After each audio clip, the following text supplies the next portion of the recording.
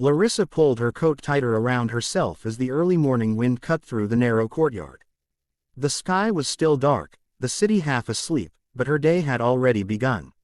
She stood beside a rusty utility shed, gripping a worn broom with numb fingers, staring at the ground as if it belonged to someone else's life.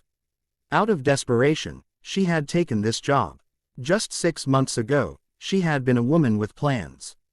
A steady office job, a rented apartment she was slowly turning into a home. Even small dreams. New curtains, a vacation someday, a future that felt predictable. Then everything collapsed at once. The company downsized. The rent went up. Her savings vanished faster than she could control. Calls went unanswered. Promises dissolved. When the eviction notice arrived, reality finally caught up with her. Now she was here, a janitor. Larisa had told herself that honest work was nothing to be ashamed of. She repeated it like a prayer as she swept fallen leaves and cigarette butts from the pavement. Still, every scrape of the broom against the concrete reminded her how far she had fallen, and how quickly.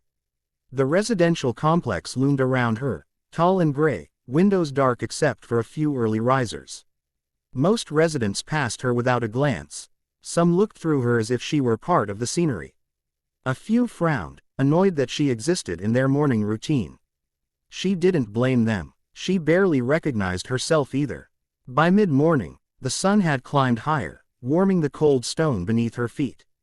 Larisa paused to stretch her aching back, resting her hands on the broom handle. That was when she noticed the black SUV pull up near the entrance.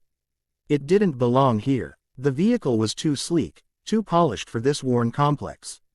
The engine purred quietly as the doors opened and 2 men stepped out, dressed in dark coats and expensive shoes. Their movements were confident, practiced. Foreigners, she realized almost immediately, not just by their appearance, but by the way they spoke. Their language wasn't one she fully understood. English, maybe, mixed with another accent. Larisa lowered her head and resumed sweeping, but her ears stayed sharp. Years of living carefully had taught her how to listen without looking like she was listening. The men stopped only a few meters away, near the building's side entrance. One of them glanced around briefly, then continued speaking in a low voice. "Sure this is the address?" The first man asked. "Yes," the other replied. "This is where she lives."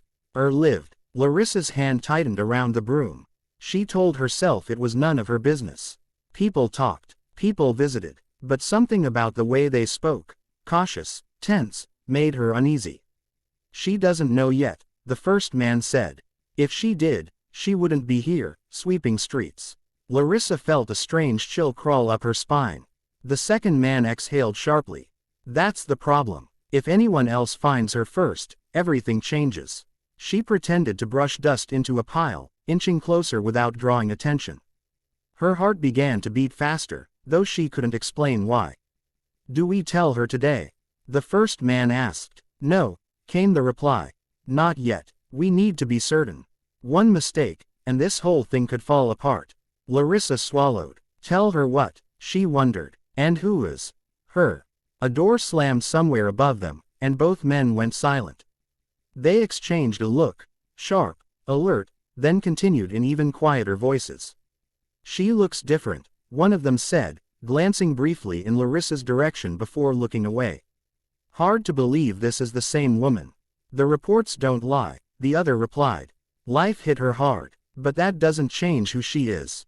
Larisa's breath caught. For a split second, she was sure, absolutely sure, that they were talking about her. She told herself she was being ridiculous. The world didn't revolve around her misfortune. Rich men didn't come to crumbling apartment complexes to discuss janitors. And yet, her hands were shaking now, the broom rattling softly against the pavement. The men checked their watches. "We'll come back," one said. "Soon." They turned and walked back toward the SUV. As the engine started, Larisa straightened instinctively. One of the men looked at her again, this time more carefully. Their eyes met for a brief, electric moment. There was no pity in his gaze. Only recognition. The SUV drove away, disappearing down the street, leaving behind silence and 1,000 unanswered questions. Larisa stood frozen long after they were gone. The courtyard felt different now, as if something invisible had shifted. Her chest felt tight, her thoughts racing. Who were they? What did they want? And why did it feel like her life, already broken, was about to change again? She picked up the broom slowly and returned to work, but nothing felt the same anymore. Because deep down, Larisa knew one thing for certain. Those men hadn't come here by accident. And whatever they were looking for, it was connected to her. Larisa couldn't focus for the rest of the morning. The rhythm of sweeping that usually lulled her into numb routine felt jagged and disjointed now, every scrape of the broom echoing the questions in her mind. She kept glancing toward the street, half expecting the black SUV to return, to confirm that what she'd overheard hadn't been a trick of exhaustion or imagination. But the courtyard stayed empty. By noon, residents began coming and going more frequently. A woman walked her dog. A delivery man struggled with heavy boxes. Life continued, indifferent to the quiet storm brewing inside Larisa. She forced herself to keep working. She needed this job. Curiosity wouldn't pay rent. Yet the words she'd overheard refused to fade. She doesn't know yet. If anyone else finds her first, everything changes. Larisa replayed the conversation again and again, searching for meaning. There were 1,000 hers in the world. Why would hers matter? And still, the way the man had looked at her lingered like an imprint behind her eyes.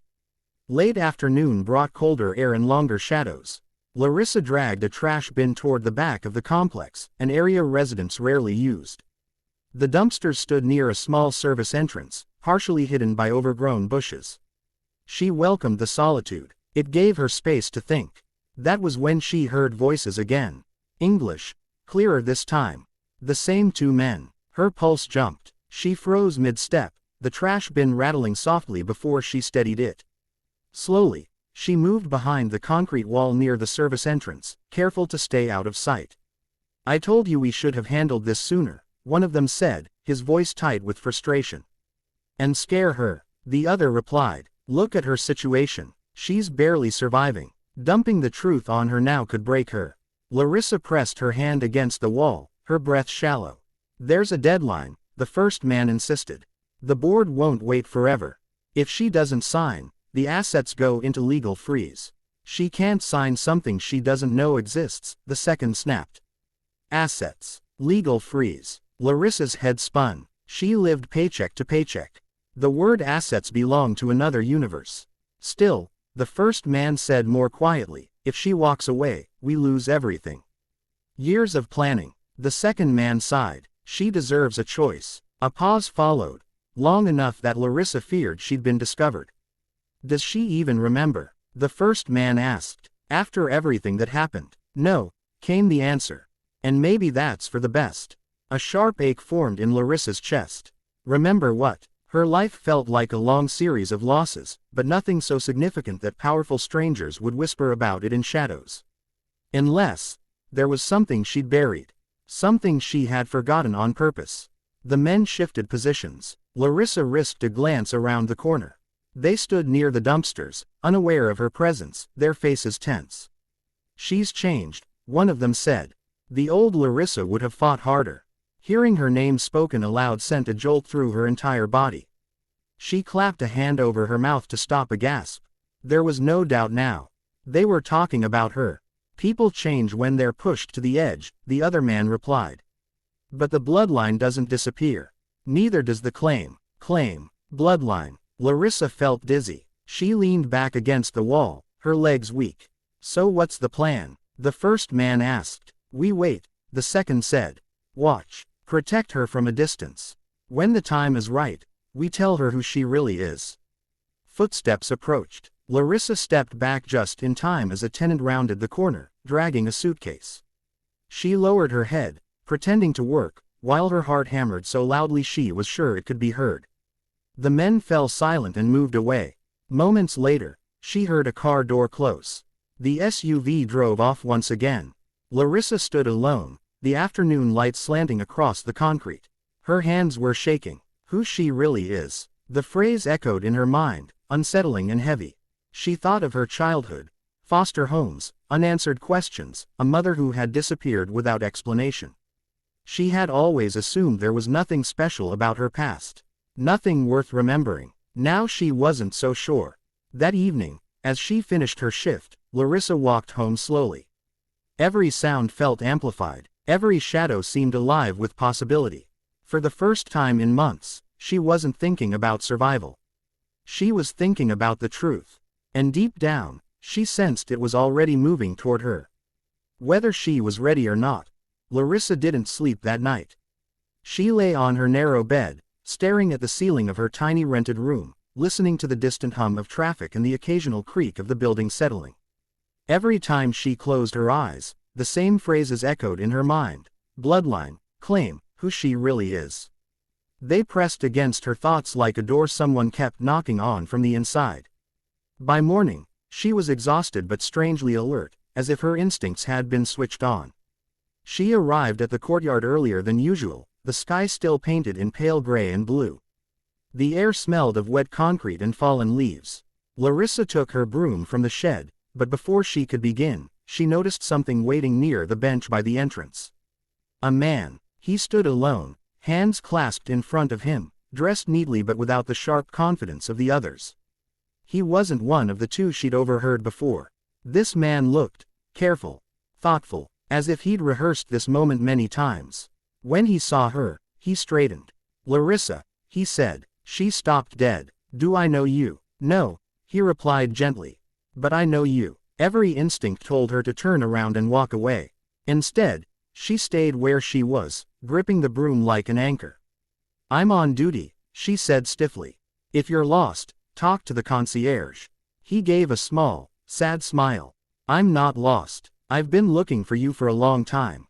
Her stomach tightened. "Then you found the wrong person."